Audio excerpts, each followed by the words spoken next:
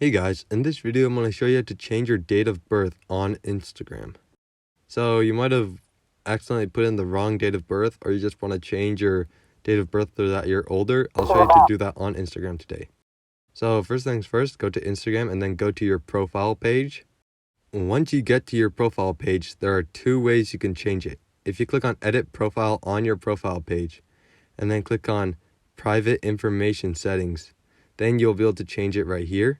If you click on your birthday, you can change it to whenever you want it to be. And then once you're done with it, click on done in the top right corner and then go back and then click done, and it will save it like that. The second way you can do it is if you click on the three bars in the top right corner, then click settings, then click on account, which is near the bottom of all the options, and then click on personal information at the very top. You'll be able to change your birthday here as well. So you can change whatever you want, click done, and there you go. That's how you can change your date of birth on Instagram.